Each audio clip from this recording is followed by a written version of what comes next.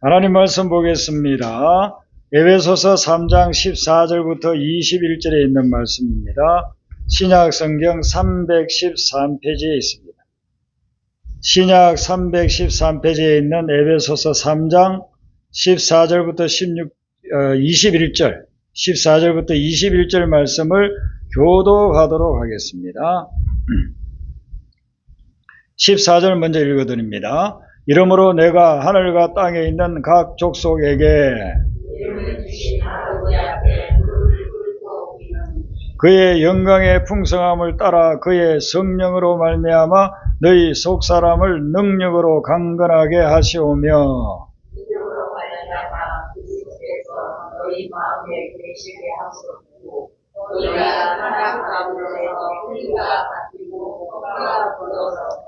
능히 모든 성도와 함께 지식에 넘치는 그리스도의 사랑을 알고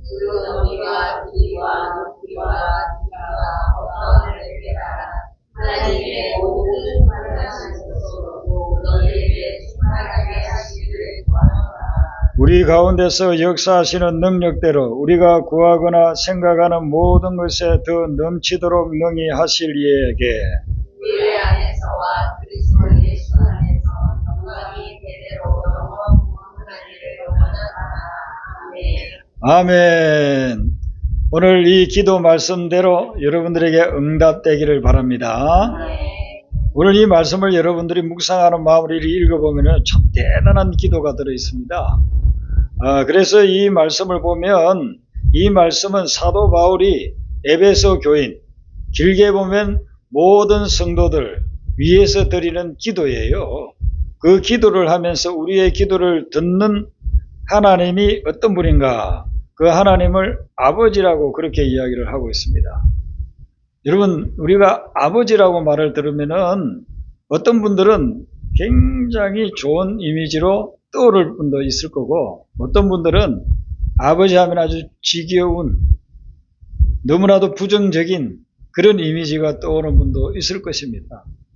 자상하고 사랑을 많이 베풀어주고 또 나를 따뜻하게 대해주던 그런 아버지를 두고 여러분들이 성장했다고 한다면 하나님 아버지 할 때에 하나님이 참 좋으신 분이에요.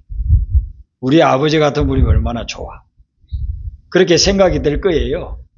그런데 어떤 분은 성장 과정에서 아버지가 너무나도 난폭하고 술주정꾼이고 가족을 돌보지 않고 심지어 가족을 버리기까지 하고 그런 아버지를 경험하면서 살아온 성장한 사람이라고 한다면 교회 처음 와가지고 아버지 하나님 하면은 아유 내가 그 아버지 피해서 왔는데 여기 오는 거 여기도 또 아버지가 있네.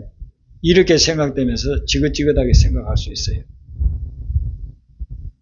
제가 청년들을 인도할 때에 수련회를 데리고 갔습니다. 그리고 성경 공부 시간에 이렇게 내용이 아버지와 관련된 그런 내용이 나와서 질문을 했어요. 여러분들은 가장 존경하는 사람이 누구냐고. 청년들이니까 20대 이제 중반, 후반 이렇게 되죠. 가장 존경하는 사람이 누구냐고 그렇게 물으니까 자기 초등학교 때 선생님 뭐 그렇게 말하는 분도 있고 또 아니면은 책을 읽고서 그리고 위인들 중에 어떤 존경하는 사람 아니면 자기 직장에서 아주 상사가 참 존경할 만한 분이다 이런 분들이 있는데 그 중에 그 회장인 지금도 제가 이름은 정확하게 생각하는데 성씨가 허씨였는데 그 회장이 그렇게 이야기하더라고요. 자기는 이 세상에서 가장 존경하는 분이 아버지라고 해요. 제가 그 말을 듣는 순간 저는 마음에 충격을 받았어요. 아버지를 존경하는 사람도 있구나.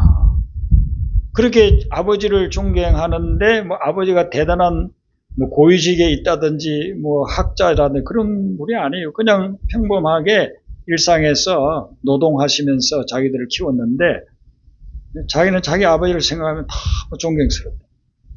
그럴 때부터 자기들을 사랑으로 그리고 자기 가족을 위해서 늘 희생하시고 가족들을 돌보시고 그 아버지를 생각하면은 자기가 늘 이제는 어느 정도 컸기 때문에 아버지의 그 희생을 생각하면은 눈물이 난다고. 저는 그 말을 들으면서 참 그 청년이 부러웠습니다. 왜냐하면 저는 아버지를 존경한다고 생각해 본 적이 한 번도 없었어요. 너무 죄송하지만. 네. 그런데 이제 나중에 성장하여서 아버지가 어떻게 어린 시절을 보냈는가를 제가 듣는 기회가 있었을 때 그때에 아버지를 이해하게 됐어요. 아버지가 10살 이전에 어머니 잃고 또 10살에 아버지를 잃고 그러니까 저에게는 할머니 할아버지 다 잃고 고아가 된 거예요.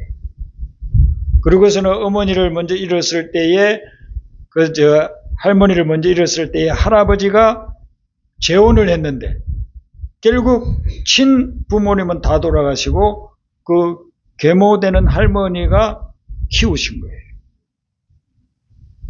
그러니까 그런 과정 속에서 너무 상처가 많아가지고 결혼하고 난 후에 저희 어머니와 한 3년은 참 깨가 쏟아지도록 그렇게 사셨다고 하는데 3년 정도 지나고 난 후에는 아버지는 이제 방황하기 시작. 그러니까 술가, 노름가, 또 뭐 일반적으로 옛날 남자들이 할 수 있는 그런 일들을 하면서 그렇게 우리 가정을 돌보질 않았기 때문에 제가 이제 나중에는 다 이해하고 아버지가 너무 불쌍해가지고 어느 목회자 세미나에 갔을 때 막 은혜를 받고 제가 기도를 했어요. 기도를 하면서 아버지를 하나님 좀 지금 제가 영적으로 만날 수 있게 해주세요. 그런데 참 하나님이 제 마음을 갖다가 아셨는지 그때 이게 환상이 보여요. 환상이 보이는데 그 아버지가 예수님 품에 안겨있는 그 환상을 봤어요. 그때 그 환상을 보고 난 후에 이후에는 한 번도 그런 걸 제가 환상이라는 걸 본 적이 없어요. 그때 제가 그 아버지를 위해서 얼마나 많이 기도했는지 구원해 달라고. 군대 갈 때까지 구원을 못 받았어요. 군대 가서 제가 나올 수가 없잖아요. 그런데 어느 날 부고가 왔어요. 아버지 돌아가셨다고. 제가 부대에서 집에까지 가면서 우리 아버지 구원 받지 못하고 왔는데 어떡하나 그렇게 정말 마음에 안타까운 마음으로 갔어요. 갔는데 어머니가 간증을 하시는 겁니다. 아버지가 돌아가시기 전에 어머니한테 부탁을 해서 교회 가서 목사님을 좀 불러와 달라고 하더라고요. 그래서 목사님을 불러왔더니만은 자기가 얼마나 죄를 많이 지었는지 다 이야기하라고. 그리고서는 세례를 받으셨다는 거예요. 그리고 나서 돌아가셨다는 거예요. 얼마나 감사한지. 저는 아버지를 위해서 몇 년 동안 구원을 위해서 기도했거든요. 우리가 이제 5 가족인데 어머니 구원받고 누나도 구원받고 동생은 제가 교회 나가자마자 몇 달 만에 구원받고 다 했는데 아버지만 교회를 나오지 않고 구원을 못 받았어요. 근데 그 아버지를 위해서 드린 기도를 하나님이 들으시고 제가 군대에서 그 임종을 보지를 못했지만은 세상에 돌아가시기 전에 어떻게 목사님을 불러달라고 하겠어요. 그렇게 불러가지고 세례받고 그리고 천국에 가신 거예요. 근데 그걸 저는 이게 제가 확인을 못했기 때문에 그걸 마음에 확실하게 믿지는 못했어요. 그런데 아주 10몇 년이 지나고 난 후에 목회자 세미나에서 제가 그 기도하는 중에 환상을 하나님이 보여주셨는데 예수님 품에 앉아 계신다. 그것을 제가 보고서는 우리 아버지가 구원받으셨구나. 그런 확신을 가지게 됐어요.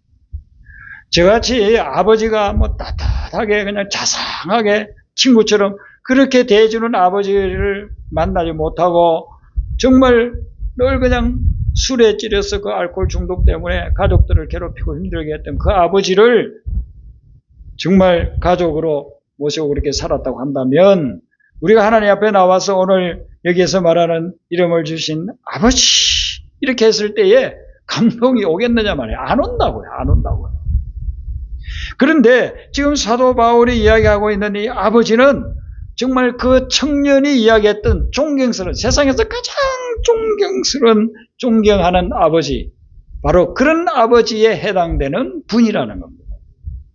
하나님은 우리에게 사랑을 베풀어 주시고 우리가 드리는 그 기도에 응답해 주시고 그리고 예수님이 말씀하시는 대로 우리가 드리는 기도에 그것에 가장 좋은 것을 주시는 분 그 하나님께 드리고 있다 하는 것이 이 기도를 드리고 있습니다.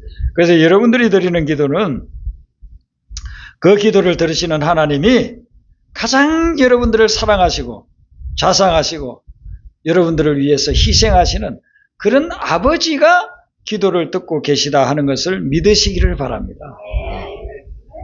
그래서 성경에 보면은 이런 아버지를 나타내기를 구약에서는 대표적으로 시편 23편에 목자 되신 하나님, 여호와는 나의 목자시니 내게 부족함이 없도다.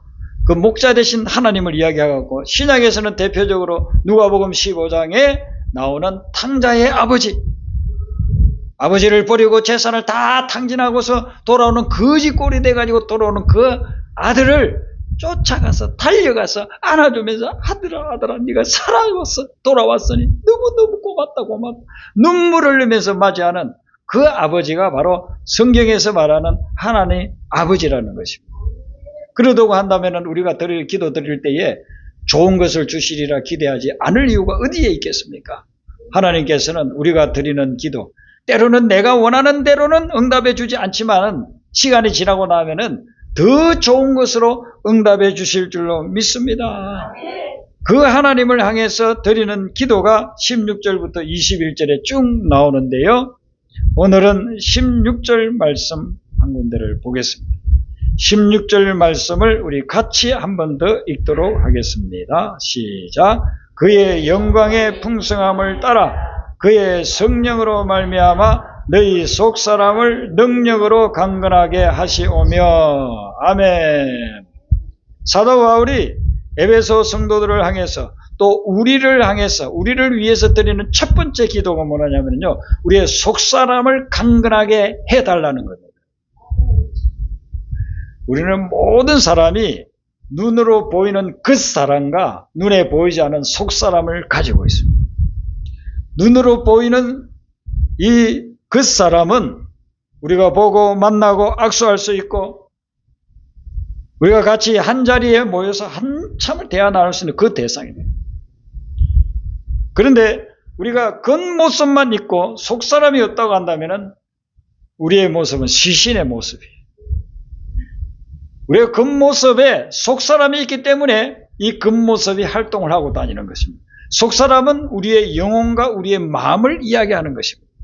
그래서 사도 바울이 에베소 성도들 또한 우리들을 위해서 너희들의 겉사람이 건강하기를 바란다라가 그게 아니고 너희들의 속사람이 강건해지기를 바란다라고 기도합니다. 하나님, 우리 성도들의 속사람이 건강해지게 해주세요 라고 기도합니다. 왜 그러냐면요, 속사람이 겉사람의 삶을 다 좌우를 하고 있어요. 그리고 속사람이 우리 인생을 좌우하고 있는 것입니다.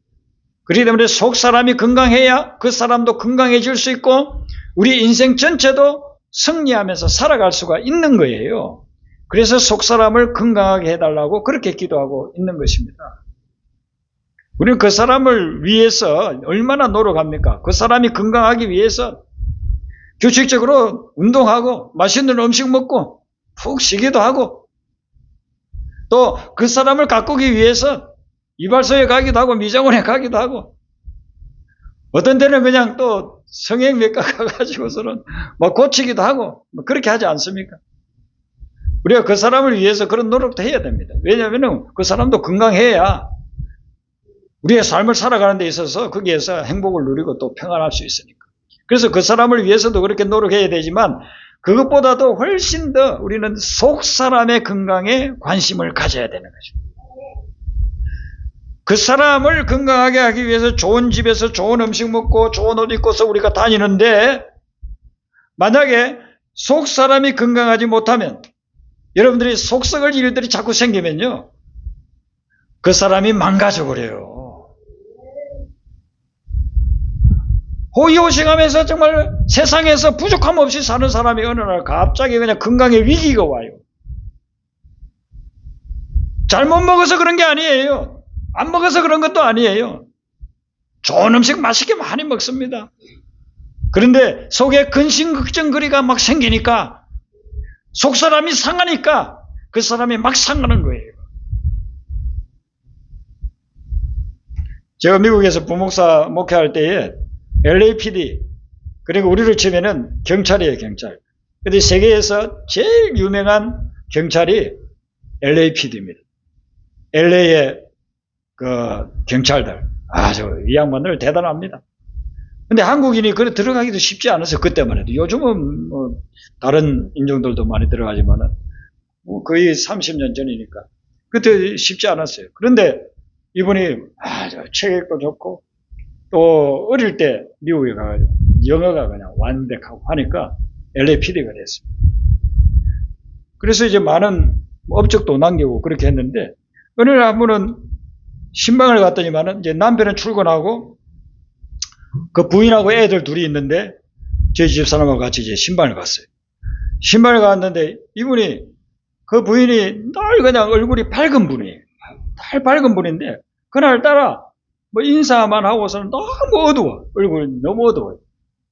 그래서 찬송 부르고 말씀을 나누고 그리고서 기도 제목을 물으니까 자기 남편이 경찰관을 하고 있는데 지금 범죄자들한테 협박을 받아가지고 아주 살해하겠다고 그랬다는 거예요. 그게 너무 스트레스가 돼가지고 그때 그 양반이 30대였습니다. 30대인데 아침에 일어나니까 이빨이 그냥 흘러내려버려요. 두세 개가 그냥 빠져버려요. 건장한 사람이에요. 건장한 사람이에요. 근데 지금 미국에는 총기가 얼마나 많습니까? 그냥 마음먹으면 어린애도 자기 엄마를 쏘아 죽이고 그렇게 하는 거 그런 세상 아닙니까? 그런데 이 갱단들이 자기들 그 범죄 조직을 갖다가 지금 다 추적해 오고 있으니까 그리고 이제 잡아가지고 감옥에 집어넣고 이렇게 하고 있으니까 그 경찰들을 죽이겠다고 협박을 막 해요. 너무 스트레스를 받아가지고요. 그 스트레스 때문에 성하던 치아가 그냥 빠지더라는 거죠. 여러분 우리가 속이 건강하다는 것, 마음이 건강해야 된다는 게 얼마나 중요한지 몰라요. 그래서 여러분들은 하나님의 은혜로 말미암아서 마음이 건강해지시기를 바랍니다. 영혼이 찰땡같이 이게 참 기도잖아요. 영혼이 잘 되지 않으면, 영혼이 강건하지 않으면요. 그다음에 삶의 모든 것들이 다 무너져 내려요. 무너져 내려요. 제가 이렇게 뉴스를 이렇게 보다가 멀쩡하게 정말 모든 걸 다 갖춘 것 같아요. 모든 걸 다 갖춘 것 같는데 그런 그 연예인들 부부가 이혼해도 두 건인가 세 건인가를 제가 이렇게 봤어요. 뉴스를 보다 보니까. 정말 아름다운 남녀고 아름다운 가정을 이루고 자녀들하고 이렇게 정말 그런 사람들이면 부족한 것이 살 수 있을 것 같아요. 그런데 뭐 11년 만에 또 뭐 20년 만에 근데 헤어지기로 했다는 거예요. 그런 게 너무 마음이 아픈, 너무 마음이 아픈. 정말 멀쩡하게 보이잖아요. 멀쩡하게 보이고 참 괜찮게 보이는 그런 사람들인데 그렇게 인기 있고 연예계에 가려고 하면 그게 정말 쉽지 않잖아요. 근데 왜 저렇게 가정이 무너져 내릴까? 우리가 속사람이 강건하지 않기 때문에 그렇습니다. 속사람이 강건하면 그런 걸 극복해 나갈 수가 있거든. 그래서 어떻게 하면은 우리의 속사람을 강건하게 할 수 있을까? 16절에 보니까요. 그의 영광의 풍성함을 따라 속사람이 강건해진다 그랬어요. 여기서 그의 영광의 풍성함이라고 하는 것은 하나님의 은혜와 하나님의 진리의 말씀을 이야기를 합니다. 그래서 우리가 속사람 마음, 우리의 영혼이 강건해지려고 하면은요. 하나님의 은혜를 항상 받아들여야 돼요. 하나님은 모든 사람에게 은혜를 베풀어요. 그런데 그것을 받아들이는 사람과 그걸 거부하는 사람이 있어요. 받아들이는 분은 지금 이 자리에 앉아서 예배 드리고 있는 겁니다. 그런데 받아들이지 않는 분들은 이분들은 지금 세상에 나가 있는 것입니다. 그래서 하나님의 은혜가 하늘에서 비가 올 때처럼 우리에게 다 모든 사람들에게 내려오는데 그 은혜를 받아들이면 우리의 속사람은 강건해지는 것이고 거부하면 우리의 속사람은 자꾸만 시들시들해지면서 죽어가고 있다는 것입니다. 사도 바울이 이것을 분명하게 이야기하는 거예요. 우리 성도들의 속사람이 강건해지기를 원하는데 그것은 그 영광의 풍성함으로 하나님이 주시는 은혜로 말미암아 강건해지게 하여 주시옵소서 이렇게 기도하고 있는 거예요. 이 성경에서 하나님 앞에 쓰임받은 위대한 믿음의 사람들을 보세요. 노아를 보세요. 모든 것들이 다 멸망당할 때 자기 가족들을 구원의 방주에 들어가게 해서 살아나게끔 만드는 위대한 사람 아닙니까? 그 사람이 어떻게 해서 그런 속이 강건한 삶을 살 수 있었냐 하면은 하나님 주시는 은혜를 받아들이고 하나님과 동행했기 때문에 가능했다는 것입니다. 아브라함도 하나님이 주시는 은혜를 받아들이고 본토 친척 아비의 집을 떠나서 하나님이 가라고 하는 그곳을 가는 그 은혜로 말미암아 그의 마음이 속사람이 강건해졌기 때문에 믿음의 조상이 되는 거예요. 신약에서 마리아에게 하나님의 아들을 잉태해서 태어나게끔 했는데 내가 이 엄청난 은혜를 어떻게 받을 수 있겠습니까? 할 정도로 하나님께서 그에게 은혜를 베풀어 주셨어요. 그래서 마리아가 하나님의 아들을 이 세상에 태어나게 하는 그런 성모가 될 수 있었던 것이죠. 하나님의 은혜는 모든 사람에게 다 내립니다. 그런데 그것을 받아들이느냐 받아들이지 않느냐에 따라서 지금 환자가 있는데 이 환자에게 좋은 음식, 이 음식을 꾸준히 몇 달 먹으면 그 병에서 다 치유함을 받을 수 있다. 그런데 그것을 주었을 때 먹는 사람이 있고 먹기를 거부하는 사람이 있다는 것이죠. 먹기를 거부하면은요, 아무리 진수성찬에 내 몸에 좋은 걸 갖다 줘도 저는 그거 가지고 건강해질 수가 없어요. 먹기를 거부하는데 어떡하겠어요? 여러분들은 늘 하나님이 주시는 이 은혜를 새벽마다 매일매일 그 은혜를 받아 누리시기를 바랍니다. 그 하나님의 은혜를 받아야만, 그래야만 우리의 속사람이 강건해지는 거예요. 두 번째는 우리가 속사람이 강건해지려고 하면은 진리의 말씀을 늘 공급받아야 됩니다. 진리의 말씀을 우리가 묵상하고 내 것으로 삼을 때 그때에 그 진리로 말미암아 우리에게 속사람을 강건케 하는 능력이 나타난다는 거예요. 요한복음 8장 32절에 진리를 알지니 진리가 너희를 자유롭게 하리라 약속해 줬습니다. 그 진리의 말씀은요, 생수와 같습니다. 아프리카 초원을 찍어놓은 이런 그 영상들을 우리가 보지 않습니까? 건기가 되면은요, 모든 풀이 다 말라버려요. 풀을 먹고서 모든 초식 동물들이 사는데 풀이 말라버리니까요, 풀이 없어져 버리니까 전부 다 거기를 떠납니다. 멀리 떠나도 또 없으면은요, 그냥 굶어 죽습니다. 근데 우기가 되어서 막 비가 쏟아지기 시작하면은요, 곳곳에 풀이 자라기 시작하고 거기에 짐승들이 몰려들어가지고 그 풀을 먹고서는 다 살아나는 거예요. 진리의 말씀은 바로 생수와 같은 것입니다.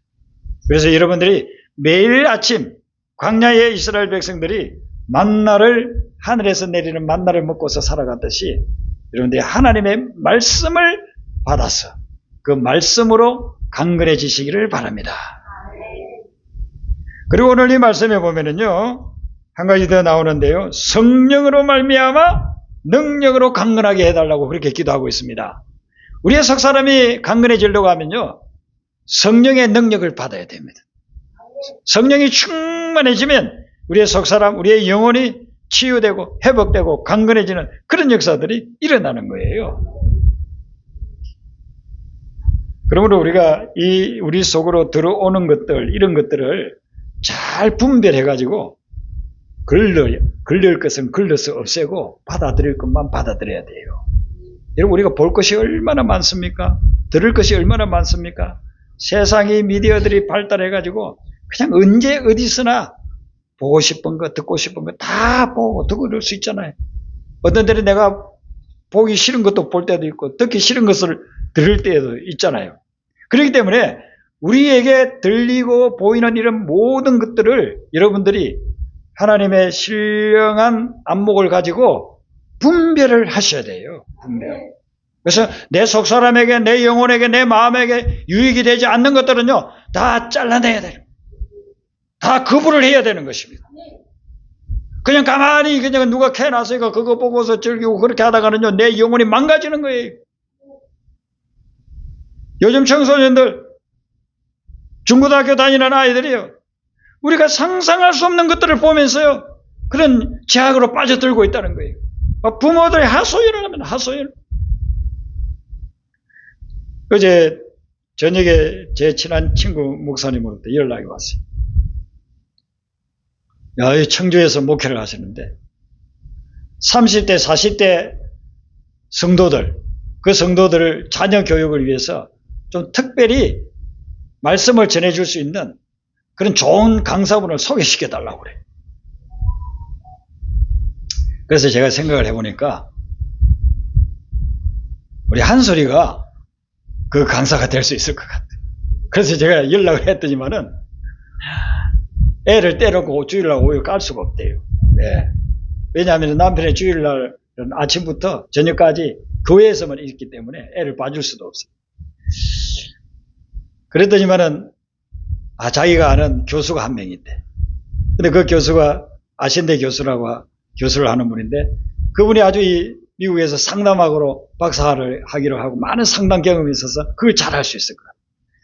그랬는데 그 시간대에는 청주라 너무 머니까 서울에 있는데 갈 수가 없대요. 예배 드리고 시간을 맞출 수가 없대요. 그래서 또 한 분을 소개를 해줬답니다. 그 사람은 이제 우리 교회도 한 번 온 적이 있는데 미국에서 목회하는 분이에요. 그렇게 해서 소개해서 이제 그분을 가게 됐는데 너무너무 고맙다고 그런 강사를 제가 소개한 건 아니면 저희 딸을 통해서 이렇게 소개를 해줬더니만 너무너무 고맙다고 그렇게 연락이 왔어요. 그러면서 그분이 통화 중에 그런 이야기를 하더라고요. 요즘 30대, 40대 학부모들이 얼마나 힘들어하는지 모른대요. 애들이 초등학생인데 너무너무 애 교육 때문에 힘들어한대요. 교회를 나오는데도 어릴 때부터 그 아이들하고 가정예배도 드리고 교회에서 수련회, 겨울 수련회, 여름 수련회 다 같이 다니고 했던 애들이에요. 그런데도 이 아이들을 키우기가 너무 힘들고 학교 또 이제 중학교, 고등학교 가면요 또 이 애들이요 부모 말을 이제는 안 듣고 초등학교 다닐 때까지는 차 타고 다니면서 같이 다니는데 그나마 교회를 오는데 중학교 들어가면은 각자 이제 다니니까 부모 말도 안 듣고 같이 다니려고 하지도 않는데 이게 불신자 가정의 가족들이 아니고 자녀가 아니고 믿는 부모 어릴 때부터 믿음으로 그렇게 자라왔던 아이들이 세상 그릇된 것들을 자꾸만 주입을 당하니까 부모들이 상상할 수 없는 그런 세계들이 그 애 아이들에게 있다는 겁니다.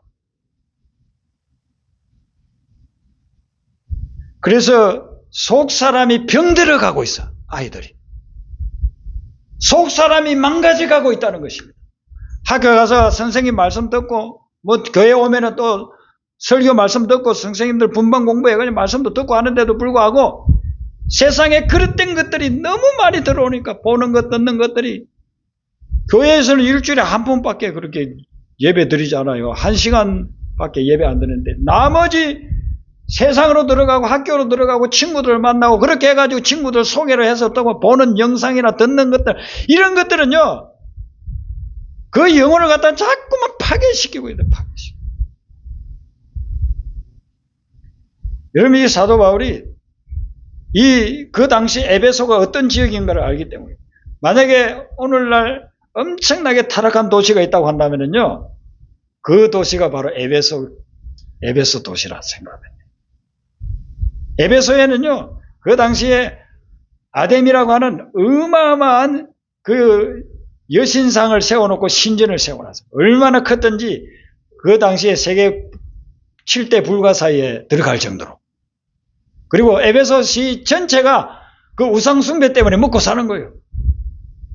거기 숭배하러 온 사람들 숙식하는 거 제공하고 그 사람들 거기 와가지고 놀고 하는 거 그런 것들 유흥 문화를 만들고 그리고 이 아데미 여신상을 이렇게 조그만하게 미니어처로 만들어 그걸 다 기념품으로 파는 거예요. 그러니까 그 아데미 여신을 섬기는 그것으로 다 먹고 사는 동네가 바로 에베소예요. 얼마나 타락했는지 몰라요. 먹고 마시고 타락하고 그리고 아데미 신 섬기는 거기에서는 그 성전 신전 창녀들이 수천 명이 있어요. 어떻게 보면 오늘날 우리가 살고 있는 도시가 이 에베소 도시하고 같아요. 그런 지역에서 눈만 뜨면은 죄질, 눈만 뜨면은 타락할 그런 유혹들이 넘쳐나는 곳이 에베소지. 거기에서 예수를 믿어가지고 신앙생활 하는 이 사람들을 생각하니까 사도 바울이 잠이 안 와. 오늘 어떻게 기도한다고 했습니까? 무릎을 꿇고 빈다고. 무릎을 꿇고. 여러분, 무릎을 꿇고 기도하는 것은요, 그냥 평범한 기도가 아니에요. 아주 심각한 기도예요. 간절한 기도예요. 내가 무릎을 꿇고 하나님 이거 꼭 이루어주세요라고 해서 드리는 기도예요. 그 에베소 교인들에게 성령의 능력으로 그들을 강건케 해주세요. 들린다고 해서, 보인다고 해서 그걸 그대로 받아들이지 말고 잘 분별해서 그런 것들을 자를 건 자르고 거부할 건 거부하고 취사선택해서 성령이 주시는 지혜로서 내가 받아들여야 될 것만 받아들이는 그런 믿음의 생활을 하게 해달라고 지금 기도하고 있는 것입니다. 그래서 오늘 이 말씀에 나오는 대로 여러분들이 하나님의 은혜를 받아들이고 진리의 말씀을 받아들이고 성령의 능력을 받아들임으로 인해 가지고 여러분의 속사람이 강건해져서 영혼이 잘 된 같이 범사가 잘 되고 강건해지는 놀라운 역사가 여러분의 삶에 일어나기를 주님 이름으로 축원합니다. 네, 우리 아까 불렀던 찬송 복음성가 17장 갈보리 십자가 부르도록 하겠습니다.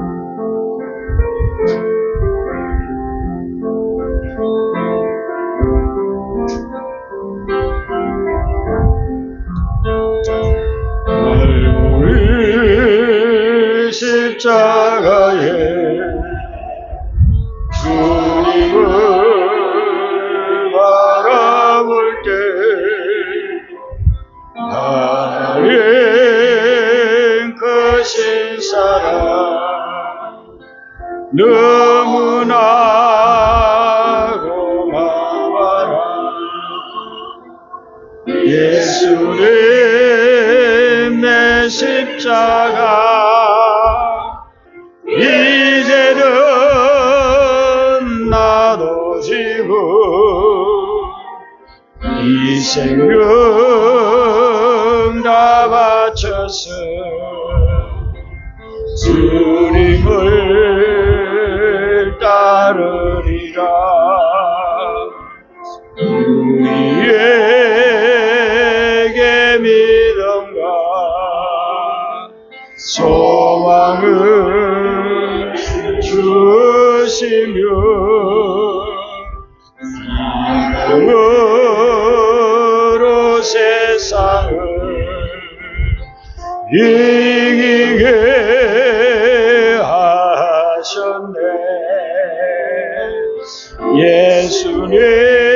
예수님의 십자가 이제는 나도 지고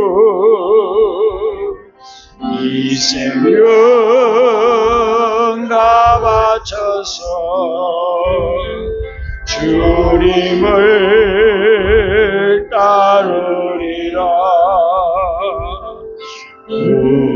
우리의 모든 간구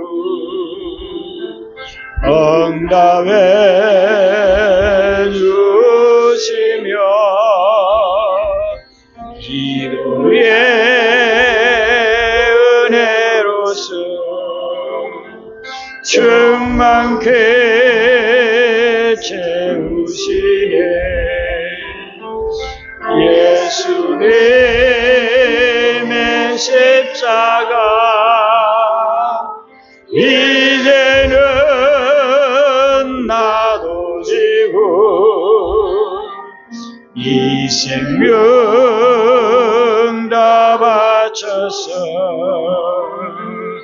주님을 따르리라. 아멘. 기도하겠습니다. 사랑의 주님,